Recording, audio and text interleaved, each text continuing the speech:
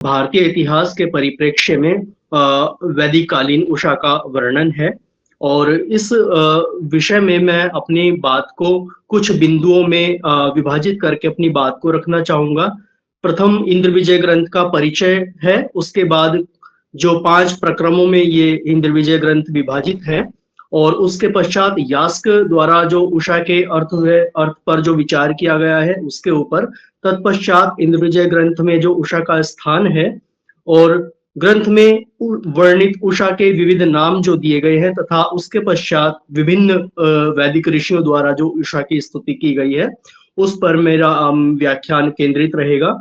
तो सर्वप्रथम जो आज के जो पूर्व में भी जो व्याख्यान हुए हैं उसमें भी आप सब यह जान चुके हैं कि इंद्र विजय ग्रंथ का एक अन्य नाम भारतवर्षीय आर्य उपाख्यान भी है, जिसका संस्करण सन 1930 में और फिर द्वितीय संस्करण सन 2009 में प्रकाशित हुआ, और डॉक्टर गणेशी लाल सुथार जी के प्रयासों से ये प्रकाशित हो सका, और जिसमें हमें अनेक नवीन विषयों के विषय में ज्ञान प्राप्त हो सका। और हम ये देखते हैं कि ओझा जी ने अपने अपने इस इंद्र विजय ग्रंथ में अनेक विषयों को स्पष्ट किया है, अनेक विषयों के संबंध में, ऐतिहासिक और विज्ञान के संबंध में हमें विशद ज्ञान प्राप्त होता है। तत्पश्चात जब हम देखते हैं कि इंद्र विजय ग्रंथ के तृतीय प्रक्रम में, क्योंकि इसमें हम देखते हैं कि 5 प्रक्रमों में विभाजित है। प्रथम प्रक्रम है भारत परिचय, द्वितीय प्रक्रम है आर्यदासीय, तृतीय प्रक्रम है विज्ञान भवनम, चतुर्थ प्रक्रम है दस्यु निग्रह, तथा पंचम इंद्र विजयाभिनंदनम। उसका जो तृतीय प्रक्रम है विज्ञान भवनम, उसमें उषा का वर्णन हम देखते हैं, और वहां पर हम उषा का वर्णन जब हमें प्राप्त होता है तो हम ये देखते हैं कि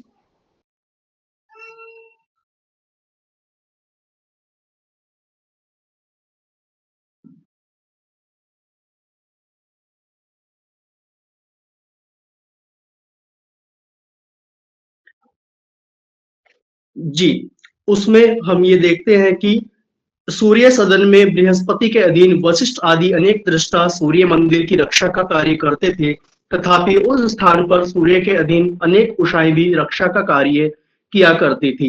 इंद्र विजय ग्रंथ में ही आया है, किंतु स्थाने नित्य रक्षा स्वभुवन सूर्याधीना बहुव्य एवोषस प्राग।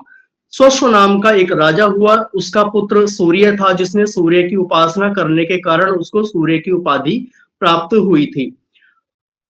पहले सर्वप्रथम सूर्य ही उषा के साथ साथ सूर्यायतन का अध्यक्ष बना, अतः सूर्य को द्युलोक का पुत्र और उषा को द्युलोक की पुत्री के रूप में जाना गया। सूर्यायतन अध्यक्ष ही सूर्योभूत सहोषा पूर्वम सूर्यम च दिवस पुत्रम विदुर उषसम ताम दिवस पुत्रीम। वरुण की भगस्वसा नाम की एक पुत्री थी जो उषा के नाम से प्रसिद्ध थी, में अनेक स्थित अनेक उषाओं में सबसे श्रेष्ठ थी। सूर्य का पुत्र सूर्य नाम का व्यक्ति सूर्य सदन की रक्षा करता था, तथा उषा वहां आने वाले वैज्ञानिकों तथा विद्वानों का सत्कार करती थी। सूर्य गंधर्व की परीक्षा करता था तथा उषा उषस तत्व की परीक्षा में निरत रहती थी। उद्धरण आया है, रक्षति सोयम सूर्य सोषा आप्तान जनान सभाजयति सूर्य सूर्या परीक्षामुषा जनयेत। जब हम वैदिक वांग्मय में उषा के वर्णन को देखते हैं तो उषा के लिए कुछ विशेषण वहां पर दिए गए हैं, जैसे जीवित प्राणियों को जीवन प्रदान करने वाली, उनको प्रेरणा देने वाली, अच्छी तरह सांस लेने के लिए बनाने वाली, तन में मन को ध्वनि प्रदान करने वाली वैदिक देवी उषा को प्रातःकाल अर्थात भोर की देवी माना जाता है।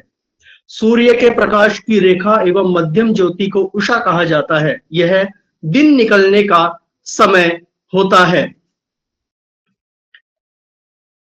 कई बार चांदनी के विशेषण अर्थ में भी इस शब्द का प्रयोग होता है। उषा को ऋग्वेद में अत्यंत शक्तिशाली देवी के रूप में जाना जाता है।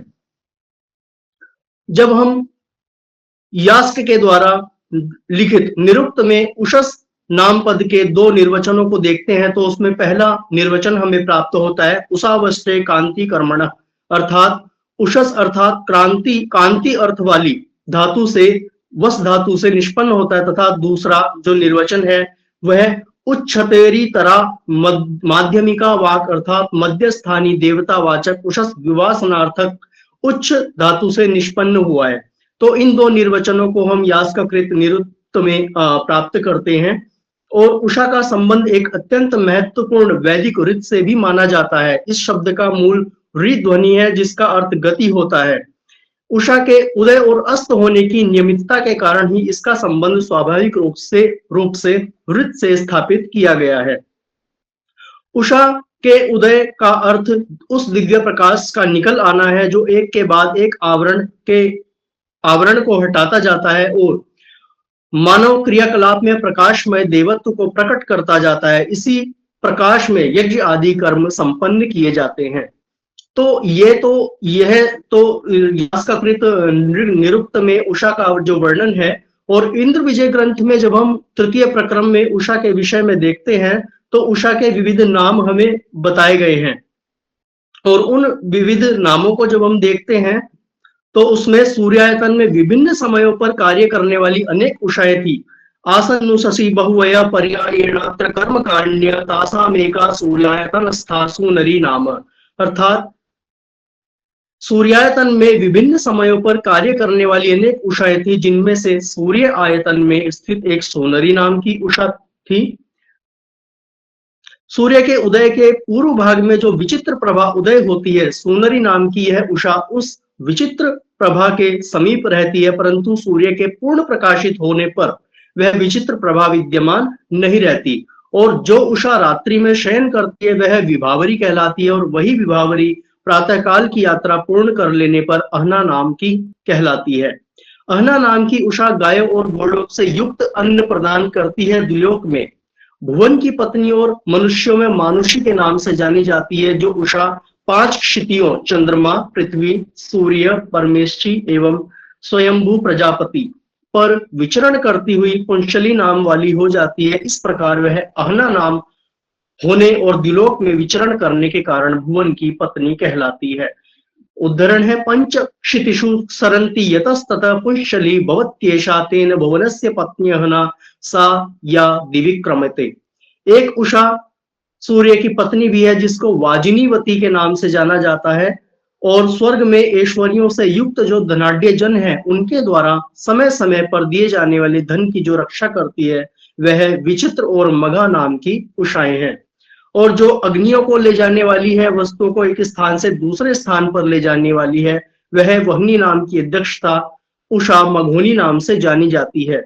सूर्य रश्मियों की परीक्षा करने के लिए अनेक ऋषिगण यहाँ पर एकत्रित होते थे और उनकी परिचर्चा करने वाली जो उषा है उसको जयंती नाम से जाना गया है। तो इस प्रकार मधुदा, रोचना, रितावरी, एक रेवती, इस प्रकार दिलोक की पुत्री उषाओं के अनेक भेद थे। ये उषाएं जिस कार्य में नियुक्त थी वह उसी कर्म के नाम से जानी जाती थी। और जो दूसरी विश्राम करने वाली उषाएं थी उनको भद्रा नाम से जाना जाता था। और सभी उषाओं का इस प्रकार अनेक नामों से वर्णन इंद्र विजय ग्रंथ में किया गया है। आगे हम देखते हैं कि विभिन्न वैदिक ऋषियों के द्वारा उषा की जो स्तुति की गई है उसमें सर्वप्रथम विश्वामित्र ऋषि आते हैं, जिसमें प्राचीन पंजाब जो 5 नदियों का संगम था उसमें विश्वामित्र नाम के महर्षि हुए जो राजा सुदास के पुरोहित थे। और उषा की स्तुति में वे कहते हैं, ए अन्न के साथ रहने वाली, धन से परिपूर्ण बनाने वाली, ज्ञान युक्त होती हुई स्तुतिकर्ताओं की स्तुति का श्रवण कर, हे विश्व द्वारा वर्ण करने योग्य उषा, तू प्राचीन होते हुए भी नवीन है, बुद्धिशालिनी एवं अपने नियमों का पालन करने वाली है, चंद्रमा के समान सुंदर रथ में बैठने वाली, मधुर वाणी को प्रेरित करने वाली, अमर स्वरूप को धारण करने वाली, तुम तेजस्वी हो, हिरण्यवर्णा हो, विशेष बलशालिनी हो। और हे उषा, समस्त भुवनों के सम्मुख अमृत की पताका हो, तुम उच्च स्थान पर प्रतिष्ठित हो, तुम ही नवीना और तरुणी हो और एक ही ध्येय के लिए चक्र के समान विचरण करने वाली हो। इसके पश्चात महर्षि वशिष्ठ के द्वारा की गई उषा की स्तुति को हम देखते हैं। जो वशिष्ठ पहले राजा वरुण के पुरोहित थे, वे बाद में सूर्य भवन में नियुक्त किए गए और वे वशिष्ठ उषा की स्तुति करते हुए कहते हैं, यह उषा व्युषा आवो दिविजा ऋतेनाविष्कृण्वाना महिमान मागात अपद्रुहस्तम आवर्जुष्टमंगिरस्मस्तामापथ्या अजीग। अर्थात यह उषा द्युलोक में प्रकट होकर विशेष विशिष्ट रीति से प्रकाशित होने लगती है। यह अपने तेज से अपनी महिमा को प्रकट करती हुई आ रही है। यह उषा शत्रुओं और अप्रिय अंधकार को दूर करने वाली और चलने के मार्ग को प्रकाशित करती है। हे उषा, आज हमारे सुख के लिए तुम उपस्थित हो। हमें सौभाग्य प्रदान करने वाली बनो और विशिष्टता से युक्त धन हमें प्रदान करो। हे मानुषी देवी, मर्त्य लोक के प्राणियों को यशस्वी और धनवान पुत्रों को प्रदान करो। महेनो अद्य सुविताय वोद्युषो महे सौभगाय प्रयन्धि यशसं देहि अस्मे देवी मर्तेषु मानुषु मानुषी श्रवस्युम। शोभनीय उषा की यह विचित्र और अमर प्रकाश किरणें फैल रही हैं। वे दिव्य नियमों का निर्माण कर रही हैं और अंतरिक्ष को पूर्णता प्रदान करते हुए वह उत्तम रीति से निवास करती हैं। यह उषा दूर रहकर भी पंच मानवों को अपने कार्यों में प्रवृत्त करती हैं और लोगों को अपने कार्यों का अवलोकन करते हुए द्युलोक की पुत्री समस्त भुवनों का पालन करती है। इस प्रकार देखने पर हम कर्णपुत्र महर्षि प्रस्कर्ण द्वारा उषा की स्तुति को देखते हैं इसी क्रम में। और महर्षि प्रस्कर्ण कहते हैं, हे द्युलोक की पुत्री उषा, तू हमारे लिए वामान्य के लिए प्रकाशवती बन। विभावरी देवी, महान तेज के साथ दान देने वाली तुम बड़े वैभव से प्रकाशित हो। सह वामेन न उषा उषो व्युच्छा दुहितर दिव सद्युम्नेन बृहता विभावरीराप देवी दासवती। संपूर्ण विश्व के जन इस उषा को नेत्रों से देखते ही नमस्कार करते हैं। वह उषा श्रेष्ठ स्त्री है जो प्रकाश फैलाने वाली है, द्युलोक की पुत्री है, ऐश्वर्य शालिनी है और हिंसक शत्रुओं को दूर करने वाली है। विश्वस्य ही प्राणनम जीवनम त्वे यदिच्छसि सूनरी सानो रथेन बृहता विभावरी श्रुति चित्रामगे हवम। हे उत्तम नेतृत्व करने वाली उषा, तुम अंधकार को दूर करने वाली हो। जीवन प्राण तुम्हें में ही रहता है। विचित्र ऐश्वर्य और धन वाली है देवी उषा। ऐसी तुम अपने महान रथ से हमारी स्तुति को सुनो। तत्पश्चात कक्षीवान ऋषि कक्षीवान दीर्घतमा द्वारा उषा की स्तुति की गई है और वो अपनी स्तुति में कहते हैं, यह उषा समस्त प्राणियों को जगाने वाली है, विशाल दान को देने वाली है। वह उषा महान धन को जीतने वाली है। वह उषा युवती है, पुनः पुनः उत्पन्न होने वाली है और प्रथम भवन में प्रथम आकर उच्च स्थान से देखने वाली है।